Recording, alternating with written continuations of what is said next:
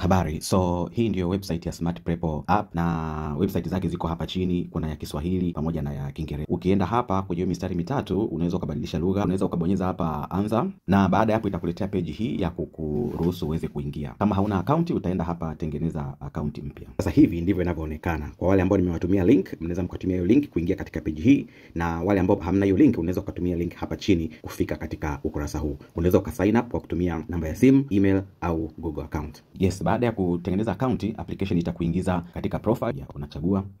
Hivi ndivyo ambavyo application inaonekana, na kwa kujiandikisha kwenye mitihani ya mashindano utashuka hapa chini. Hili eneo limeandikwa participate in the competition for free, na utabonyeza go to scheduled competition. Na hapa utaona mitihani yote ambayo inakuja. Kuna mtihani wa form 4, kuna mtihani wa form 3, kuna mtihani wa form 2 na kuna mtihani wa form 1. Baada ya hapo unachopaswa kufanya ni kwamba ili uweze kuhakikisha kwamba unashiriki katika mitihani hii, lazima uthibitishe kuhudhuria katika mtihani huo online. Kwa hiyo unaona hichi kitufe kimeandikwa participate, unaenda tu unakibonyeza hapo ili kuthibitisha. Itakwambia joining na inakwambia kwamba registered successful, na hicho kitufe kinabadilika kuwa registered. Muda wa mtihani utakapokuwa umefika, basi kile kitufe kilichoandikwa registered kitabadilika kuwa start. Na ukifika muda ambao ni wa mtihani, kwa mfano kama hapa ni tarehe 18 Oktoba saa 2:30, unabidi utakuta kitufe kimekuwa start na utabonyeza na kuanza mtihani wako. Baada ya hapo unaweza ukaenda kubonyeza hivi vitufe vitatu ukarudi mwanzoni nyumbani. Hapo utakuwa umemaliza zoezi la kujiandikisha kwa ajili ya kushiriki mtihani wa online. Unatakiwa ufanye zoezi hili la kujiandikisha kabla ya muda wa mtihani. Baada ya hapo unaweza ukaamua tu kubaki katika application yetu na kuendelea kufanya mazoezi ya kujiandaa. Na hapa ili uweze kujiandaa na mtihani wako, itabidi uende sehemu hapa mitihani ya masomo. Tumeweka mitihani ya kufanya bila gharama yoyote. Unapokuwa ukijiandaa utabonyeza hapo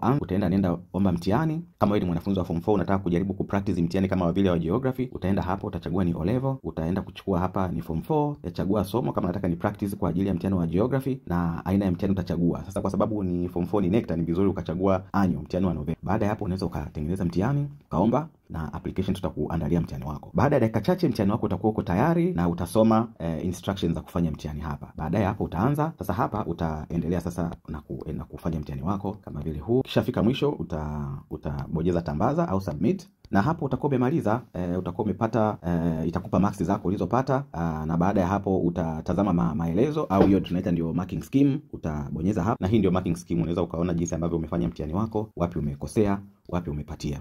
Eneo lingine ambalo ningependa kuwapitisha kwa wale ambao wana familia zina wanafunzi zaidi ya mmoja, unaweza ukawaingiza wanafunzi wote katika akaunti moja. Hutakiwi kutengeneza akaunti ya kila mwanafunzi. Kwa hiyo unaweza kufanya kwamba unaweza ukaenda eneo hili ambalo kuna kama picha, alafu ukaenda account settings, alafu ukaenda eneo ambalo linaitwa ongeza wanafunzi zaidi. Unaweza ukaweka Kiswahili pia, ongeza wanafunzi. Hapa kuna mwanafunzi mmoja, unaweza ukaongeza zaidi ya mwanafunzi mmoja. Asante, karibu sana.